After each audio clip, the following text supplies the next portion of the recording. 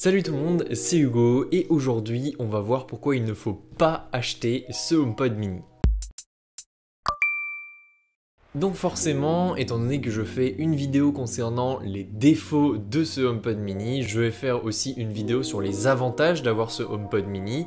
Il faut juste être abonné à la chaîne et ce sera la vidéo suivante. Donc normalement cette vidéo est censée être mise en ligne dimanche et la prochaine vidéo sur les avantages de ce HomePod mini sera publiée mercredi prochain. Donc suivez-moi sur les réseaux sociaux, abonnez-vous, activez la cloche pour ne rien louper. Donc on va commencer maintenant. Quels sont les désavantages de ce HomePod mini? J'en ai relevé plusieurs et certains sont très importants à souligner. Donc premièrement, dans toutes les pubs, on voit un HomePod qui est vraiment sans fil. Vous voyez même sur le dessus de la boîte, sur les contours, franchement, on a l'impression au bout d'un moment que c'est une enceinte sans fil.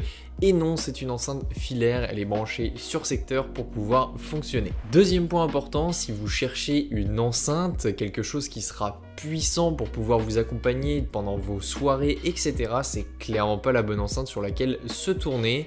C'est une enceinte qui est clairement destinée à un bureau ou à une petite pièce, mais clairement pas pour une grosse soirée. On peut aussi noter que quand vous demandez à Siri de faire certaines choses, il ne répond pas ou alors répond complètement à côté de la plaque. Et Siri, malheureusement, est en retard sur ses concurrents directs, Alexa et Google. Donc vous allez pouvoir faire des choses très cool avec Siri, comme pouvoir... Non, je ne t'ai pas demandé de t'allumer. Dis Siri, je ne parviens. Stop. Ah ça de toute façon, c'était prévu. Et étant donné que je n'ai pas internet, il est en train de chercher internet et il ne le trouve pas, c'est normal. Encore un peu de patience, je ne parviens pas à me connecter à internet. On bat les couilles. Donc voilà, vous pouvez faire des choses très cool avec Siri. Non, c'est bon. Mais par contre, vous ne pouvez pas faire autant de choses qu'avec Google et Alexa. Malheureusement, avec ce Google Home... J'allais dire avec ce Google Home Mini. Malheureusement, avec ce HomePod Mini, vous n'allez pas pouvoir vous connecter avec l'Apple TV 4K, contrairement au gros HomePod que vous avez en vente sur le site d'Apple. Il y a aussi un avantage qu'a le HomePod contrairement au HomePod mini, c'est que le HomePod lui scanne son environnement pour voir un petit peu où il se trouve par rapport à certains murs qui sont derrière et adapte le son, adapte sa diffusion en fonction de son environnement.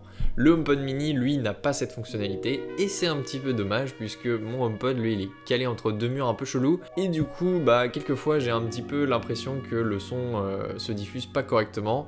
Donc le mieux, c'est de le placer en face d'un mur ou sur un bureau à côté de vos oreilles, comme ça, vous aurez le son directement. Aussi, un point important, le son du HomePod mini est diffusé à 360 degrés, c'est une enceinte ronde. Cependant, j'ai l'impression qu'il a un petit peu de mal à monter le son, donc c'est-à-dire à diffuser le son vers le haut. Donc c'est mieux si votre HomePod mini est en hauteur plutôt que sur une table basse ou quelque chose comme ça. Bien sûr, ce n'est pas dérangeant dans l'absolu de le mettre dans une position basse, mais vous ne profiterez pas au maximum de votre expérience. Ah oui, aussi, il y a un truc qui est hyper chiant quand vous devez manipuler ce HomePod mini, c'est tout simplement quand vous mettez play, pause, quand vous changez de musique, etc. Il y a un délai de au moins 1 seconde et demie entre le moment où vous passez la chanson et le moment où lui passe la chanson. Bref, c'est un petit délai, mais c'est assez chiant. Je trouve ça dommage parce que ça brise un petit peu l'expérience et je trouve ça aussi bizarre puisque quand on règle le volume, le réglage est fait instantanément. Après, je pense que ça doit être dû au Wi-Fi ou à la qualité du AirPlay, je sais pas. Dites-le moi dans les commentaires si vous le savez. Ce HomePod mini n'est clairement pas une enceinte de soirée, c'est une enceinte de bureau pour avoir une musique un petit peu d'ambiance ou alors tout simplement avant d'aller vous coucher. Donc voilà, fini pour les points négatifs du HomePod mini. On se retrouve mercredi prochain